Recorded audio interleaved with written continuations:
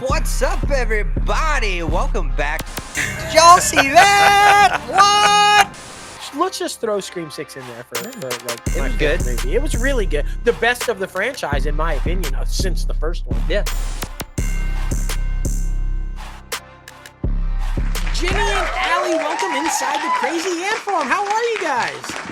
Hi, how's it going? It's We're well. How are y'all? going well, living the dream as always, and we are super excited to talk to fellow filmmakers who are also living the dream and like-minded filmmakers whose goals seem pretty much in line with what we're trying to do also. So we always love finding people like that, bringing them on the show. So yeah, we're excited, and you guys got some good stuff going on that we're gonna dive into, and I can't wait to hear about them because I definitely have a couple questions. I know Logan does. We were just talking about it. We're like, So we're going to dive into that. But how we like to start this off, just in case anybody out there is not familiar with your guys' work or how you got all into it and everything. How did you get into it? Did you guys know from an early age you always wanted to be filmmakers or storytellers or creators? Did you kind of fall into it? What? Such a great question. I have always wanted to make movies and stuff, which is kind of like it's always been such a faraway dream for me. And I kind of got my start in acting and things. I went to theater school and kind of exclusively did the stage for a really long time. Yep. And that's kind of the part of my story that I married with Ginny. We met in acting school in my post-grad in 2016.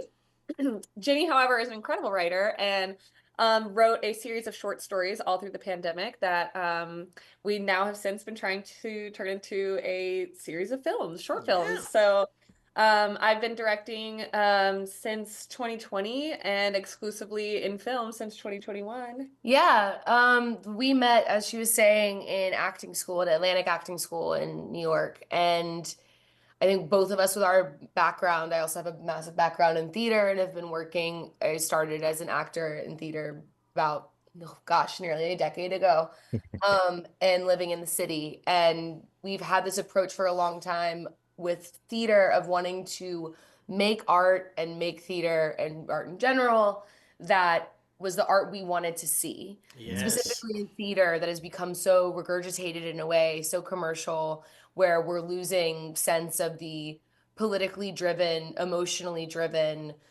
collective, collaborative art that we love to see, that inspires us. And so we had a theater company that we started around 2018, and that sense is kind of unfazed. And we found that theater was not allowing us to propel in the way that we really wanted to. And then this kind of film breakthrough kind of happened with my stories, and I wanted just to make them. And I graduated from Columbia University in 2023. And I was like, I have been doing all the academic stuff. I've written my thesis. I've done my stories. Let's do something with them, and let's just find the people, and let's just find the materials. And as long as we have the gear and as long as we have the group, we're ready to roll. And so very like guerrilla style, very grassroots of our first film, Tsundoku. But we found just the perfect people and the kismet of our incredible director of photography, Miles Kaba, and then continued following down that line and finding the right people in that way, which has been a wonderful, flourishing world. We really have found our groove in film, and now allowing us to meet wonderful folks like y'all. Yeah. Yeah. That's awesome, though. I mean, it's all a part of the experience, right? Learning, growing, and moving forward. And we're all about starting conversations and lending the helping hand, just like how I know y'all are as well. Just being able to help up and comer filmmakers or creatives just in general be able to figure out how to get started, because that's sometimes the most like difficult thing, just getting started, putting the pen to paper, picking up a camera, or just having a narrative in your head that you want to get out there to the world. I think that's very interesting. So let's talk about the differences, because you brought up the political differences in theater and film. So like, do you feel like when you were in theater, was it much more difficult to try to get people to agree to help you make theatrical productions, or do you feel like film was an easier outlet to try to get your voice heard, or how was that? I think there's some like logistical things to acknowledge in what it was like, what it's been like for theater for the last 10 years or so. Hmm. Um, Unfortunately, the National Endowment of the Arts was taken away Mm-hmm. during the first Trump administration. Hmm. Not to get like super far into it, but taking away funding from the arts inherently revokes like culture and discussion from communities, Yeah. particularly in underserved communities and underrepresented communities. So on the one hand, you started to see like this decline in mainstream theater, Broadway, anything that gets televised at the Tonys, it's already like such a it's an inaccessible art in that if you don't have money to make it and you can't get it out to a television audience of a million trillion people, then you may never be seen or known at all.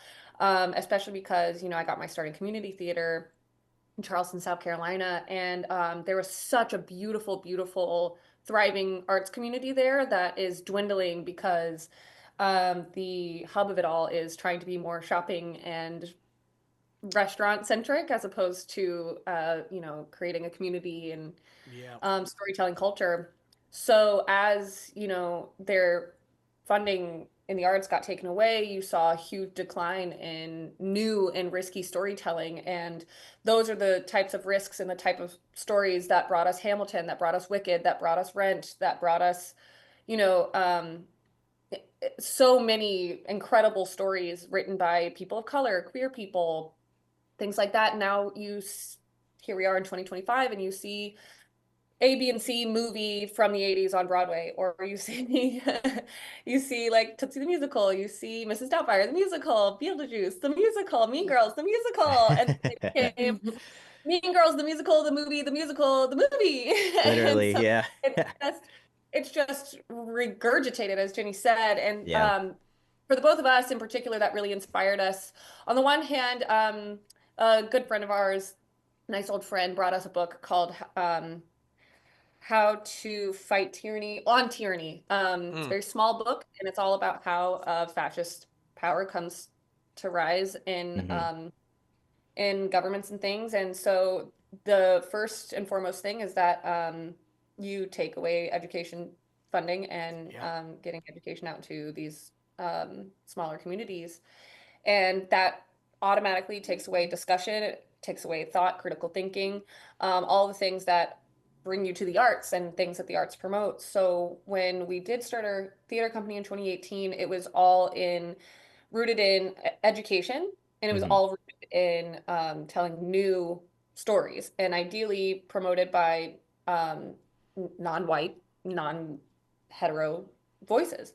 Yes. Um, as that drove us, I think it's an important story to tell because as we got together with a group of artists that were diverse and passionate and inspirational. We were just beaten down constantly and shamed constantly and outvoted and just constantly put down because we were trying to do new risky things instead of yet another version of Yeah. Hamlet. So Yeah, spaces literally. allow us, like the theater, the difference I feel like between the theater world and the film world is like you have to have the space and then you have to bring Right. people for this Yeah. live, quick, in the moment event, which is the magic of theater, which I absolutely adore. But in the world of 2025, it's much, much harder to really get people to get there, and people won't be incentivized to go unless they know the established IP. Right. And then investors won't do that either, which we deal with in the film world as well. But like the space was harder and harder. So then we took the ethos, I feel like, of what we were trying to do in theater. We And decided to make it more accessible. right. Which, how do you get a larger audience? I think ideally is utilizing these like free and accessible platforms. So Right. we made a decision to start with our own films and start with our own stories, but bring in new and incredible artists that are coming to the scene, are trying to have a career pivot, just seeking to create and to create with risk and to create unabashedly. And so we decided to start Be Fucking Nice Productions. Ha. And Yes. Be Fucking Nice is all about like incredibly original storytelling. It's not one genre, it's not one voice, it's not just Ginny, it's not just me. It's as many people as we can lift up and use our platform as, you know, cisgendered white ladies to help amplify those voices. And so once these two films that we've created so far, and soon to be three, once we kind of gather some funds from the festival circuit, ideally, or at least get our name out there a little, Yeah, yeah. we want to self-publish as much as possible, and ideally for a really subsidized amount, if not free, on like YouTube, things like that. Because the more art that you can create, the more art then is created and is inspired other people. I mean, I remember like back whenever Netflix first started, like I was 16 and I would binge watch just every indie film on there, and it was Right. all, you know, time. I mean, gosh, that was like $5 a month. Like, Well, that's nothing. so much to unpack there. One, I think that the idea that you recognize that there's an issue, right? Because I mean, we're conditioned now because of the current state. They don't want you to recognize there's an issue. They want you to think everything is fine and everything is the way it's supposed to be. And they want to control you, and they don't want you to have a free voice to say what you want to say or tell the stories that you want to say. So recognizing that there is a problem, and then being brave enough and bold enough to jump at it and say, well, we're going to be authentic and true to who we are, and we're going to come at it, and we're going to attempt to tell our stories anyway. I think that that's huge, because we need more people like that. The fact that you guys are opening it up and trying to expand it beyond just what you're doing, but lifting others to give them a platform and a voice, because we need that as well. You're not wrong with what you were saying about, and I think this has a lot to do with the collapse of the theater system and the film industry for a little bit, where now everybody's safe. They bank on IP that they know works, right? Hence the reboots, the remakes, the musicals, the over and over and over same stuff. But I hope that they're starting to see that that's potentially backfiring, because there are people that want original stories, and they're tired of seeing the safe story told over and over and over and over and over, right? We don't need, you know, Mean Girls 74. We don't need it, right? We need fresh storytelling. So I like the approach that you guys are taking there. I think it's bold. I think it's necessary. I also love everything that you were saying about, because I think that art has to represent, when it's done properly, people. Right? We're not all the same. We're just not. So if you're only putting out art that targets a specific type of story, you're not being authentic to the representation of what life really is, what the world really is. You need stories that show reality of what people really are. Different types, different genders, different paths, different backgrounds, monetarily, you know, economic, social. Like, you need those stories, because in order for anything to work, I think, in the arts, the audience has to be able to connect, and they have to be able to see themselves in it. And if you're putting out stuff that's not realistic to what the world really is, there's a whole block of people that aren't seeing themselves in that story and can't connect, right? Well, also, it's like, further to like piggyback, jump off a cliff and fly into the sky with you about it. Um, like, you have to have stories about people that are individuals. Yes. It's not about like, I am a queer artist and a writer. I'm a queer woman. And like, but the way that I identify as a gay woman, and the way that I tell those stories, and the stories that we've made with Tsundoku and Lottie, that while they are fantasy, are very rooted in my experiences, Right. are very individual to that. But the more specialized I get in that, every time I have seen how universal that is, how Yes. someone who's completely different from me gathered that tiny little moment of how Ally shot that one shot, and they're like, that gesture, that specificity becomes that universal moment. And I think that's what we really try to strike at Be Fucking Nice, is how we want to see our stories be told from that super hyper specialized demographic of like the people, which is sick and really fun. Yeah, no doubt. I love seeing that in the stuff that I watch and the stuff that I read. I want it to be like so specific of what soda you're drinking, how that tastes, like, because then I'm there and I Yeah. feel I want people to feel seen Seen. in the way that I feel Exactly. seen by the art I love. Yep. Yep. I think on the one hand, it's really important for like me to, yes, like make people feel seen. Like representation matters though, because of whenever someone who doesn't share that experience Mm, can empathize and what that can actually promote in community and culture and, yes. Totally. representation then is fought for. Hmm. And the more we can come to an understanding about each other's lived experiences, the more I believe we can improve as a society. And that's something I want to be a part of. Yeah.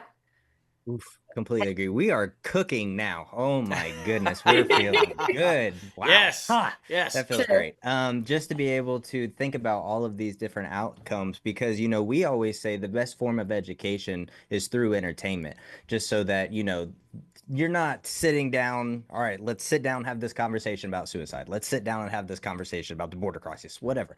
Like Right. we are watching something that starts conversation that is engaging to where we can continue walking out of that theater, that cineplex, walking out of the living room, whatever, and we're having conversations. And I feel like that's what you're doing. That's what I feel like we're doing. And that's what I feel like a good amount of young filmmakers are trying to do. But sadly, like we've been talking about, the studio system being so in that niche of blockbusters, in that niche of mass appeal.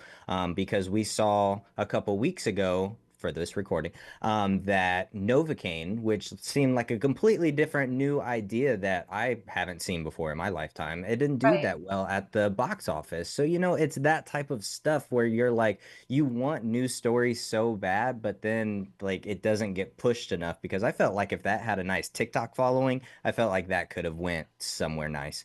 But I'm Absolutely. very curious because going through doing research on both of you, you all are freaking awesome individuals, first off. But obviously, these were written in the pandemic time. So I'm sure that had a lot to deal with, your mental health and trying to have an outlet for your built up. I mean, we have anxiety, so I'm sure y'all were having anxiety during all of that. So do you feel like writing these stories was a way to get all of this anguish, this anxiety out of you during that time? Yes. Mhm. Yes. The short answer. Long answer is it's funny you're mentioning this 'cause I've been rethinking about how I wrote these stories as I'm working on a solo show that we're doing as a fundraiser next month, where I'm going to be talking about my life and my stories. It's for my birthday. There you Nice. go. We're going to have a big little slumber party up in Harlem and have a little party and kind of really dig into what we're talking about here, this like hyper individual, the hyper personal, Hell yeah. vulnerable, completely unzipping myself and showing you my guts, and we all get Yeah. to like parse through it together. I'm like, it's so bloody, it's so good. I feel that way too. I got that lodged in my colon too, and I'm like, I know. Um, sorry, but it gets gory. Horror. I We can you love tell it. I'm horror? But when I wrote Lottie specifically, and I also wrote Tsundoku, I Mhm. was in a relationship in COVID that was hyper isolated and Mm. was quite abusive. And at the time, I didn't realize that. And I was writing these stories that have themes of those themes of domestic abuse and Mhm. substance abuse and depression, suicide, and self-harm through body issues and eating disorders, um, which were all massive themes of my life, but were so normalized because we were all so isolated. Right. And you are in love as well, and you're young. I was in my early 20s, and I was completely on the other side of the country in a different state that I had never been in before. And I felt like this was home. And so I was writing these stories as a fantasy, a way to unlock like my rage I was feeling and all this stuff. And I was just like having fun.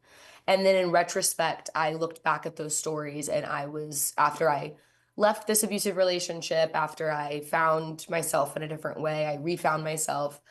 And we were filming Lottie and we were filming Tsundoku. And in one of them, I'm acting in them. The other one I just produced.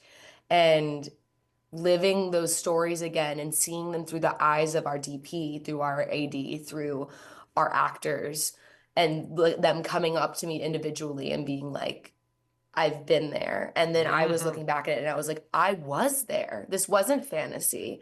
And I think, like you said, that is the best form of education, even if you like don't realize it yet. Yeah. You're able to find yourself back again. And then what's really cool as the writer is like I get to relive it in different ways. These stories are in their beautiful medium of prose that I have, like one of them is published and I hope to publish more of them. But then we got to adapt it as a family, as a community, into a film format, which is another really important part of this gorgeous art form of cinema, is it's like we have to make movies for this medium and we Yeah. have to make those stories in that way. And so then this story gets to live on in this new way post-COVID. Like people aren't going to know that Lottie and Tsundoku were written in like 2020, 2021. They're going to be watching it in 2025. Timeless. Yep. Right. Right. How do we get to have that balance? And I think that's a beautiful thing to have that touchstone each time for myself on a personal level, but also for Ally when she read it, and then for more people to read it and consume it. Well, and through that's different. the beauty of art, right? Like you said, you were looking at it through a totally different set of eyes from when you were writing it, and then from Right. a different set of eyes from when you were living it. That's the beauty of art. It's interpretive, and what you see this year might not be what you see in that same exact film next year, right? Even Oh my gosh, yeah. creators, even as creators, we put it out into the world and maybe we even see it differently 4 years from now. It's like, whoa, that's not what I thought I wrote, but there it is, Right. So I love that. I love that, and what a beautiful story to hear that you were able to, come to your truth about what the relationship was through the process of writing it and going, and being able to just get it out there, because sometimes I think that's the other thing about art and what we do. Sometimes it's a therapy session. You don't even realize it's a therapy session, right? You're putting this, and then all of a sudden it's there stark in front of you in a way that you couldn't see it before you wrote it or before you filmed it. And you're like, whoa, wait a minute. So yeah, I love just everything that you guys, your whole approach about everything and the way you go at it. The other thing I want to bring up is because, like you said, I kind of want to touch on this because there are mediums now, right? I think there's a lot of people out there that have stories to tell that are scared because they think they need a big budget, or they think they need a studio lot or a sound stage. And it's like, no, pick up your phone and shoot. If you're a filmmaker, make a film.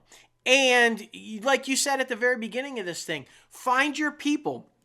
Find that group of people that support your vision, that see your vision, who think what you think, the way that you think, and you'd be surprised what passion and heart and a little, oomph will get you if you're all on the same page and you're telling a story. So I love that you brought that up early in the interview, because I think it's so crucial for anybody out there aspiring to be a filmmaker or tell a story. You don't need that. You just literally find your people, pick up whatever you have, if it's your iPhone or that old dusty 8mm, whatever you have, and shoot a film. Tell your story. And yes, then, she says that all the, sorry to interrupt, like you are speaking her language. no, and I feel absolutely. Yeah, one of my biggest inspirations and inspirational people is Issa Rae, and like her just her videos on YouTube eventually like got picked up by Max, right? And then she created Insecure, which I think is one of the most like revolutionary like sitcom dramedy TV shows of our era that completely changed the game for cinematography and lighting of people of color, of having sex be talked about in a certain way, all these different things. But Ally, I want you to like that is so similar to what we talk about all the time. She says that all the time. One of the best pieces of advice I've ever been told is from a very sweet mentor of mine, Ellie Gravitt, but who's also an incredible queer filmmaker. But whenever I told her, I was like, I'm scared. I feel like I'm not going to be able to create to be a part of the conversation in theater the way that I want, because I did not grow up with the amount of money that it's going to take to actually get that done. And there's no more funding. And like, what am I going to do? And do I want to return to my roots of filmmaking? Like, I feel like that's even more expensive. And she was like, Ally, like the best thing you can do as an artist, as a filmmaker, is make bad art. And she was like, go and write a stupid 5 minute short Yes. in location and go make it on your iPhone and teach yourself how to edit, teach yourself how to color, teach yourself how to make the sound better on your next one, teach yourself how to light this scene better on the next one. Like, just keep making bad art. And if it's bad, love it anyway. Like, it's okay. Yeah. And I think the more, we shot Tsundoku completely self-funded and with some incredibly adventurous people, like Jenny mentioned, Miles Kaba, Alex Sharon, like so many incredible artists worked on that film with us just because um, they love Ginny and the story, Right. including Cleopatra Boudreau, who is one of our sweet, sweet mutuals. I love her so much. Yes. Um, and we learned so much from that. And we were able to like literally write out a list of like, okay, like this is why we couldn't get this angle, and this is why we couldn't get this light, and this is why da da da da. And we were like, how can we take these experiences and bring them into Lottie? And now we've gone and done Lottie, which, oh my God, was above and beyond the biggest, most beautiful thing I've ever done in my life. And now here we are, we're headed towards Mochi, which is going to be our third film together. And we have so many experiences to take from that. And if I didn't just go out there and do it, I would have never had the knowledge that I have now. And just trying it all is making me a better artist, a better filmmaker with every project that I get to put my name on. And Yes. honestly, that being said, I don't direct every single thing that I put my name on. I've been a PA on countless, countless films, and in every single time I put myself on set in an unpaid way or in the non-glamorous roles, like you learn so much more. Oh, And if there's any piece of advice I can give to a director or an aspiring filmmaker at all, it is absolutely go take those non-glamorous roles yes. and stop acting like you are the biggest, baddest guy on set, because that is ruining your art. No, the key is get on a set. It doesn't matter. It's always a learn. I say this to people all the time. Talent, yeah, people have talent, but it's also a skill. And skills get better the more you do it. And it doesn't matter whether it's your film, someone else's film, whether you're a PA, whether you're in the director's chair. The more you're doing, the more you're learning, the more you bring to your next one. That's what it's all about. And you can't have an ego get in the way of that, because your career will end real fast if you let that stop you from doing what you want to do, right? Absolutely. And I love too that you said, because everybody's first film is bad. Come on, that's just you think you look at Oppenheimer, and then you go back and you look at Christopher Nolan's very first film, which is like a short, which is not great, but but he's considered one of the greatest filmmakers of our generation. But you go watch that very first short, and you're going, huh? And that's the whole beauty of it, right? That's what it's all about. Absolutely. Make that film, make yes. that 5 minutes, that little pilot concept, make that scene, just a scene. If it's two people, like whatever it is, like, and don't hurt yourself. If you have an idea that's going to be, 20 locations and, 15 different times of day and times of year, like I get it. Maybe save her for later, but just write something that isn't and like learn from it. I think it's really important, and I think it really helps you grow as an artist to make anything. And also the sense of pride that comes with accomplishing a story it's invaluable. It's amazing. Mm-hmm. Yeah, completely agree. Completely agree. And I mean, we've been talking about guerrilla filmmaking, indie filmmaking, be able to wear different hats at multiple different times, trying to balance a little bit of everything at once can be very difficult. So, do y'all have like a particular role that is your least favorite? Because I know mine. We're indie filmmakers ourselves. My favorite is screenwriting and cinematography. I hate producing. I am not a fan of producing at all. Like that, I don't want to work with numbers. I'll go location scout. That shit's cool. But I do not want to work with numbers. I do not want to budget. But yeah, I'm curious about y'all. Yeah. Yeah. I learned that because my approach to I took a lot of my life has been very unorthodox and timelining, and my filmmaking experience, I, for better or for worse, decided to dive into the deep end. Yeah. without having the past experience like Ally has had of being Mm-hmm. like a PA on a bajillion sets. And I had been talent on a bajillion sets for Mm-hmm. years and years and years since I was like 10 years old. But being talent, obviously, on a film or a commercial or a TV set is a completely different, Yeah. cloistered world than working on the other side. And we work as indie filmmakers, we literally say our hats are Yep. different. Like, I'll be Mm-hmm. like, okay, so this meeting, I'm literally taking off my metaphorical, actual physical hat that's a producer hat. I'm putting on my actor hat. Then I'm putting on my screenwriter hat. Yep. But I completely agree with you. The producing is really hard, especially when it's your creative work. Yeah. Mm-hmm. As I've worked as a producer on other people's sets, that's been really fun to because I'm like outside of the world of that. So I'm just like the event planner and I'm just here to help make the story happen. I'm here to fight fires. But when it's my writing, I don't want to be like but that's me, right? And so Mm-hmm. that was definitely the hardest one. It's a hard pill to swallow. And when we were working on Lottie, that was a big learning curve. I learned a Yeah. lot about myself on that set. And it made me much stronger and ready to approach Mochi in a different Well, because capacity. it's crushing when you're the producer, but it's your art. Because when that decision has to be made, like that's not happening, even though you Yeah. want it to have, you know, You're like it's killing your crushing. darlings, and Yeah, it's like your yeah, darling. yeah. You're like, It's but you know, understanding where your strengths and weaknesses are, what you excel at and what you don't, right? Because as a team, I'm sure you guys have it. We have it. We know when we walk in a room, we know which one of us is going to handle what we're going to handle because we know where we excel at. And so we're able to balance really well, you know. And I know that if he walks off this way and he's talking about this and I'm walking off this way and I'm talking about this, we don't have to worry about what's being said or what's being done because we know it's going to be beneficial for the film because we trust in each other's strengths and we build each other's off of each other's weaknesses. So it just, and it's like that on set too. We take that approach as suits, but even more so as creatives. We know where we excel on set in the creative roles as well. And Right. so we find that nice balance. And I think it's critical. I just keep going back to what you say at the top of the interview about finding your people, right? Because it really, no matter how talented you are, no matter how much skill you have, you've got to surround yourself with the right people in order to be successful, right? If people don't understand you, they don't get your vision, they can't support your weakness and carry your strength, you're not going to succeed. And so I think it's critical to find that and be able to move forward that way. It certainly seems like you guys have. And that's a beautiful thing. I can't stress that enough. You can't do it on your own.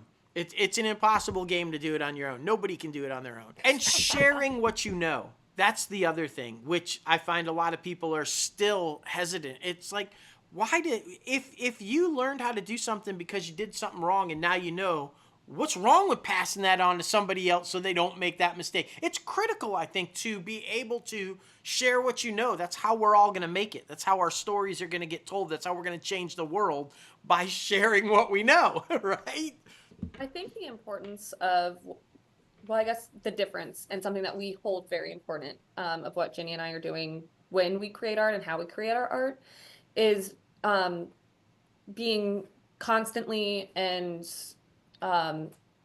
like never losing sight of being community driven. Yes. And that includes giving back to our community. That doesn't just mean creating a community for our own benefits. Right. Like Ginny is an incredible writer, and she is so creative and talented. And it's no surprise that we keep finding people who are so jazzed about her story that they will, make sacrifices for their time and day and lives to come and make this film. Like, I'm not surprised by those things at all. However, something that I really think is part of the backbone of Be Fucking Nice as a production company, but also um, just as a storytelling um, entity Yes. at all, is giving back to community Yes. is something so important. We have no intention of solely funding only Ginny's films for the rest of our careers. We Absolutely not. absolutely have gotten in touch with and made friendships with, and you know, started making plans to uplift other artists in so many different ways. You know, like I said, like of course Ginny's stories, they speak for themselves, and also Ginny's an incredible person, and so a lot of people want to show up for her. We want to be those people to others as well. Yes. Mhm. We want to show up for people and Yes. help them, you know, whenever they're feeling down and discouraged, reminding them that the capitalist society that we live in does not want to see you succeed.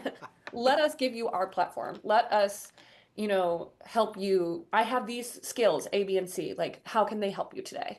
How can I can budget for you? I can help book those lights for you. I have a friend who owns a house. Let me call her up, see if you can use it as your location. Like da da da da da da da. Like, I don't have money to put towards any films. My films, other people's films, but I have plenty of other currency that might be useful to you. How can I still help you create this art?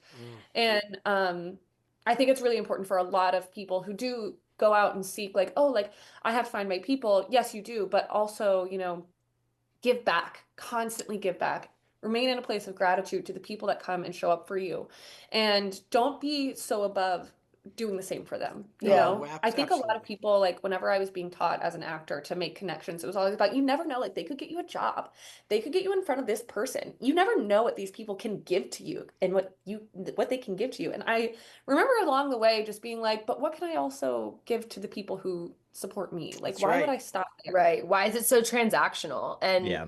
or so hierarchical? And I understand that on a set you have to have the hierarchy of the chain of command of communication, but something that is just makes Ally like such an incredible director, and her approach as a director and how she leads these sets is like magical to watch, is because she leads with such transparency and care. She does not like gatekeep anything. She like is very honest about what's going on, what she wants to see, where are we at, and making sure that everybody's playing in the sandbox together. It gives people such trust and care, and then they feel strong in themselves so that they can set themselves up best for success. There's Exactly. never like, yeah, it's just, it's a beautiful thing to watch, and it trickles down and makes every single set that I've ever been on with her a calm, safe, efficient, like a set, which is in compared to other sets I have been on is very, very cool and very, very nice to have.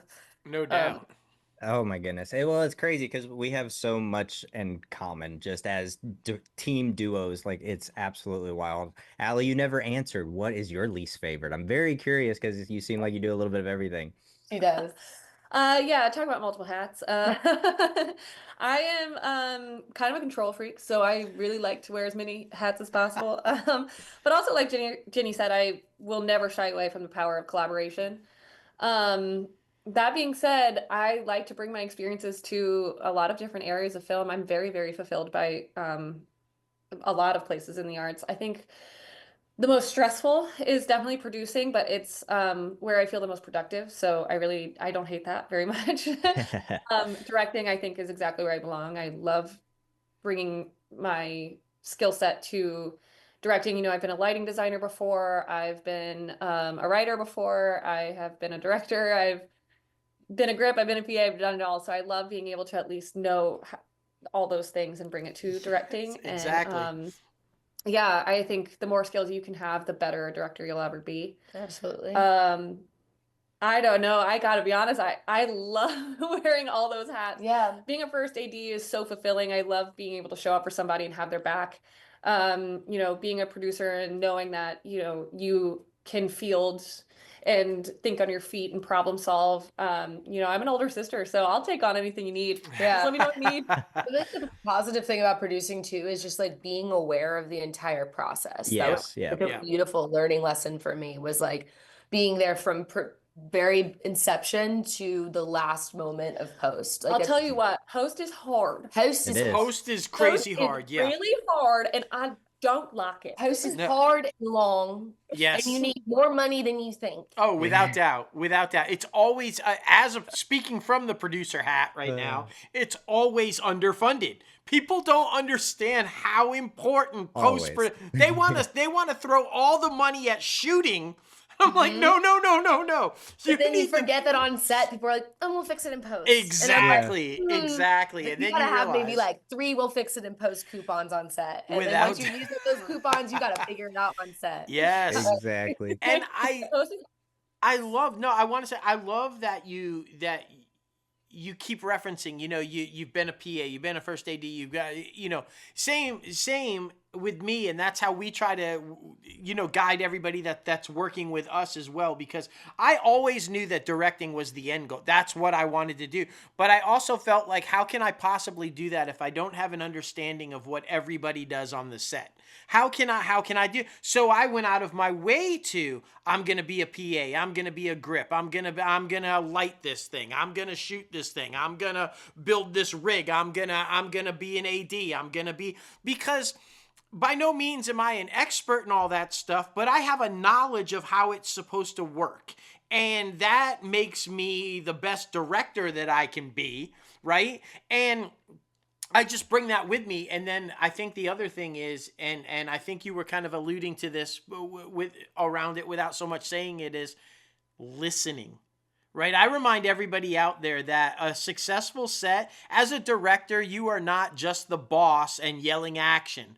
You have to listen to everybody and collaborate with everybody to make sure everything is going on the same page, in the same vision, and that people feel appreciated. They know that their work matters, what they're contributing is a part of the success. They're not just being hollered at to set the light or do, I think it's absolutely critical. And again, it goes back to that ego aspect. If you have an ego that's preventing you from listening to someone who may be able to do something better than you, you're in big trouble. I'm all for it. Like, if you can show me a better way to do it, tell me and let's go for it, I So, am so that. yeah. Especially like we have worked with our DP Miles on 2 sets so far, and ideally we just get to keep working with them forever.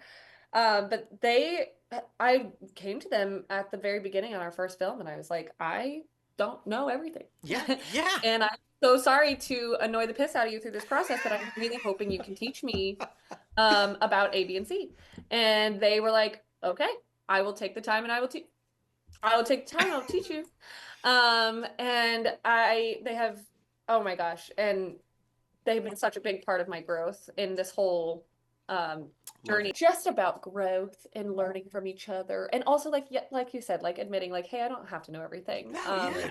In order for my film to thrive, I need to learn something today. Yep.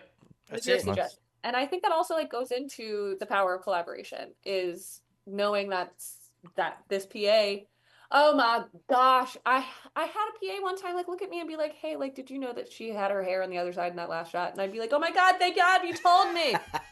Thank God you told someone, because like Yeah. still have so much to do for CDs. Like, they have so much to do. Like, oh, so we're all here to work together. How That's right. lovely. What a special thing that everyone on your set is so passionate about the project you're working on that they didn't just sit back and let it happen.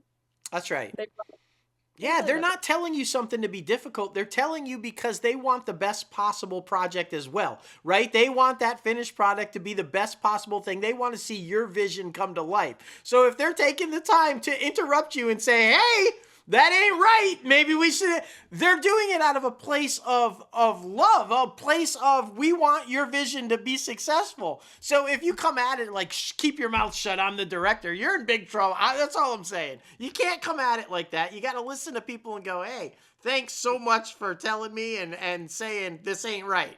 Because when we do get in post, that's going to mean a lot. Oh, yeah.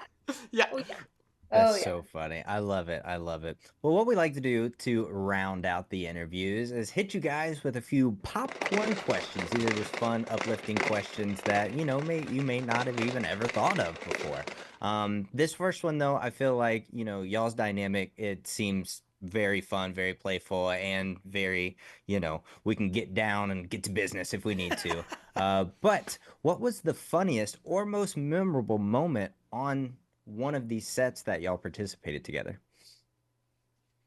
Funniest? Oh, There's been so many. I think in our first film, was a really funny thing that happened is our fake cigarettes didn't get there on time. Oh yeah. no. So Jenny was like, "It's fine. I'm just gonna smoke normal cigarettes." And I was like, And I had quit smoking for years. Oh. Oh And no. I was like, "I really don't want you to smoke normal cigarettes, Jenny, because we're gonna have to take multiple takes. By the time that we're in, you're gonna have had like 6 cigarettes." And And you she have was like, and it's also like an intense scene. she was And like, "It's really gonna be okay. Like, I think I'm really gonna be okay." I was like, "If this is all I got, like, okay, whatever. Like, we're losing daylight, like literally." And I was like, "Okay, we really have to get this shot." So we start recording, and I was like, "Please don't inhale. Just do me a favor, don't inhale." She's like, "I'll be fine. I won't inhale." I was like, "Okay, great." So we're 10 cigarettes in, and she looks at me and goes, "I have to throw up," and runs. And she was like, "This is over. We have to call Pet." I was like, Yeah. I think goofy things like that are definitely part of Jenny goes, "Learn my lesson. Learn my lesson." I was like, today. learn my lesson today. Learn my lesson. Nice. Above and beyond, but maybe okay. Yeah, it's Yeah, I love that she just really wanted that shot so bad. for you know? sure. Or like on a location scouting level, and with Lottie, we had to film a scene in an alleyway, and luckily where we were shooting another scene in a tattoo parlor, there's an alleyway that was connected to it. Mhm. But it was connected to a school. Yeah. Sorry, can you hear me now? Yeah, Yeah, you're you're good. Connected to a school, a high school's parking lot. So we had to be in contact on this like whole weeks long journey of contacting the Department of New York Education, Yeah. all this different Doing all this stuff. permission. And finally, I was just like, you know what? I'm just gonna go to the school. I'm gonna go to the school and be fucking nice. Right. TM, and then like go over there. And I went to this like high school on the Lower East Side and just chatted. And they're like, "Who are you? What's happening?" And then I just like talked to the principal and just became friendies with the nice principal. And then we figured it out. And it was just like you have to do so much on an indie level of playing around with Without things doubt. but then I became friends with like a bunch of people from that school, and now I feel like I know all If of I ever need to shoot a high school scene, maybe I'll yeah, and I know the janitors of this random high That's school great. side. So Oh yeah. Indie filmmaking. You can't be afraid to talk, and you can't be afraid to ask. Like, what's the worst that's gonna happen? If you're stuck in a process of you need permits and permission and this and that, no, just go ask. Just say, "Hey man, can we just film here? This is what we're doing." You know, what's the and they'll worst that probably can be happen? like, I guess. Sure, Yeah. I guess. yeah. I don't know. Like, yeah, I love that. Okay, this one probably uplifting. I don't know about happy, sad, but uplifting. I think maybe if y'all could go back and tell your 10-year-old selves something, what would it be? Aww. I feel like I've been thinking about this question a lot recently with a project I'm working on for next month, which is about kind of returning back to your inner child. Yeah. Yeah, it's very much kind of the spirit of what we've been talking about in the first place. I think if I talked to my 10-year-old self, I would be like, don't like just really anytime I would be like, for the rest of your life, there's going to be this shadow version of yourself, your inner saboteur, your whatever it is, and they're going to tell you some really nasty things about yourself, and they're going to say some really mean stuff, and you're going to believe it. And please, please, every time, instead of being mean to them back, instead of screaming at them, instead of trying to push them away, give them the biggest, tightest hug and tell them to go home. Like, Yes. tell them. And I've been saying to Ally, I was like, I've been working on some writing stuff, and she's like, "How's it going?" And I'm like, my inner saboteur, my perfectionism is coming out to play today, and I am lovingly murdering her and throwing her in a wood chipper, Fargo style. Like, that's Love what's it. happening. Love it. And like, I think that's what I would tell my baby Jen. I would tell her that, because the second I started doing that, the more and more we were able to make these stories, and I could see every time the less I leaned on that part of myself and the more I leaned on the brightness, I was able to like Yep. make the work happen and actually have these creative projects be finished and done and shared. There you What go. about B? I think this is a very emotional question. I'm Yeah, sorry. I'm yeah. sorry. Well, we do Um, call it the Barbara Walters. Well, we want to make you cry. No. We're so good at crying. Yeah. I cry all the time. um, on the one hand, I think I would look at my 10-year-old self and let her know that as of 31 years old, I am the closest I've ever been to everything we ever dreamed of. Um, but that came with releasing a lot of my expectations. I think Mm, I thought until 5 minutes ago, all I ever wanted to be was an actor. And the more and more I opened myself up to opportunities that were not just acting, I realized that no, I wanted to be an artist. And mm, I am fulfilled by so much more than just acting. And I haven't acted in years, and I'm the happiest I've ever been in my career. And I think, especially the more opportunities I take and took throughout my 20s of those PA jobs, those AD jobs, lighting design. Yeah. Um, I think it was a huge part of me learning who I am in this industry. Um, it brought me to where I really wanted to be. And so I think don't limit yourself is what I would tell her. Yeah. mm. Don't because Love you're it. so capable. And that's crazy for me to be like saying that right now because like I don't even know about that. Yeah. I'm so capable. You are so Yeah. I love that. I love it. it's Both good. answers. Just love it, And you know? well, I mean, the vibes are there because as we were going through this interview and just, I can read people. I like to watch how people tick and all of those things.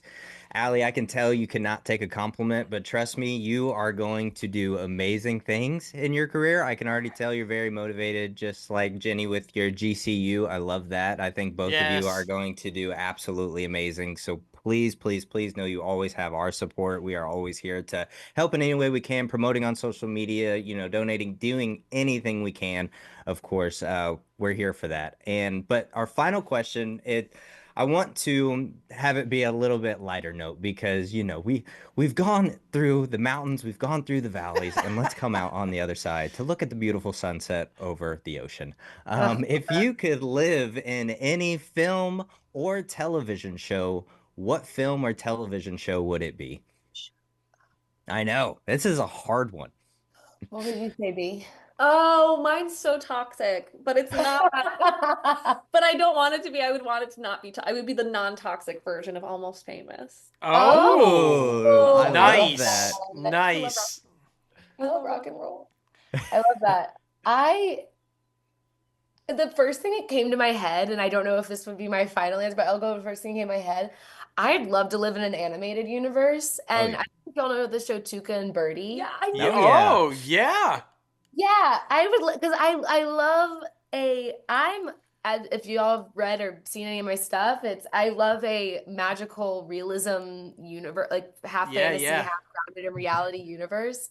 And I feel like living in an animated world with a lot of different things would be really fun to be able to express yourself in a bunch of different ways. And I just think I think it's love a that. cute little show. It's very nice. Yeah. Very unique and very original What's storytelling there. yours? I don't know. I Oh want to my, oh Oh God. shit.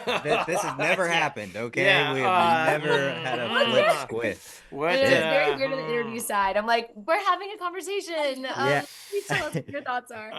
Like, God. hey, Logan, you can go first. I have way too many that man, I I don't know even that. right. know. Well, it's sad because like all of my favorite films are like hardcore dramas where they're like super like kind of fucked up. Like my favorite film is Sleepers, and it's about these boys who get molested as children at a boys' home, and then in their adult years they are able to get back at their abusers. So I love that Ooh, a story. revenge story. Yeah, I love the revenge story, but honestly, right now, since it's on the wall, probably this Saturday night, uh, That was I thought I such love that film. It Such a was fun such an movie. Yeah. amazing So film. fun.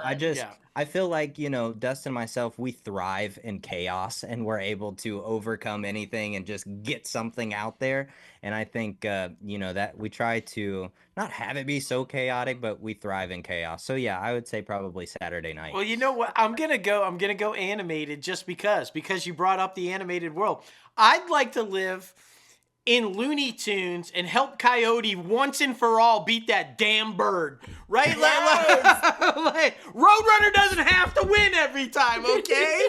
We can outsmart that damn thing. Like you build like a little hammock so when he falls off of yes, like, yes. Like, absolutely. I feel like somebody's got to give Coyote a helping hand, man. It's like, oh, come on, man. So He deserves yeah, it. yeah, because otherwise I can't go your way, Logan. I'm like, do I go into American Psycho? Do I do like, you know there's so many, like, but you know. We'll stick with Looney Tunes. Let's go Looney Tunes. There we go. So fun. I'm glad. Thank y'all for sharing. That was very good. Of course. Thank y'all for coming on. And open invite. Anytime y'all want to come back on, please feel free. We also have a mental health podcast called Everything's Okay. So feel free to ever come on there. We call it our bi-weekly therapy session because we like to get all of the things. It's where we discuss why we chose Sleepers in American Psycho. No. Yeah. Yeah, you know. Like, let's unpack that, you know. Oh, well, listen, this is promotional time. Promote anything that you would like to. Okay. Well, our very next thing is Ginny's solo performance show, Cabaret. Yes. At Dear Mama on 129th Street in Harlem on April 20th. Yes. So Easter Sunday night, April 20th, also known as 420, also known as the day before my birthday. I'm going to be hosting a slumber party cabaret. That will be a storytelling series to celebrate my 27th birthday, which is my Saturn's return. So it'll be a fun confrontation of my sweet inner child, how I got to where I'm at now, and how I can bring that to my artistry. We're going to be doing it as a baby fundraiser for Mochi as we prepare, and we close up our first 2 films, hopefully reaching some film festival circuits within the next season or so. Fantastic. As we finish up post. That dreaded post. Yeah. That dreaded post. I know. But if you come and play dress up with us, then all of the proceeds will be going towards our next film, which we are so excited to be filming next year. Yes. Nice. I love it. And you know, we are in the day and age of social media. So where can people follow you? Be Nice Productions on Instagram, or you can find me, Allison's the Bomb. And that's where we post all of our projects and celebratory and shows and things. Yeah, exactly. My personal, you can follow me on Jen on the House on Instagram, but Be Nice Productions is BEE Nice Productions. Yeah. We call each other B, and that's where it came from. And I don't know, we just want everybody to be fucking nice because that's what we need right now. So I love it. That's it. I love it. So good. So good. Well, listen, thank you again so much. Take care, and we'll be talking to you soon. All right, wonderful. Thanks, y'all. Have a wonderful day. Man, oh my goodness. Talk about motivated, man. Every time we talk to other filmmakers, especially behind the scenes people, we just get ready to go. I mean, it was such I don't even know how to describe that conversation. It was like we were almost talking to ourselves, and yet it was just, I don't know. I absolutely love their approach. I love the art that they're producing and creating. I love their approach about helping others, providing a platform for others to share their voices and their stories, and just talk about 2 young women that are doing everything right. And seeing it come back, right? We always talk about is what you put out in the universe, you're gonna get back, and it certainly seems to be that way. And what an incredible conversation. It really was. Thank you again, Ginny and Ally, for coming on the show.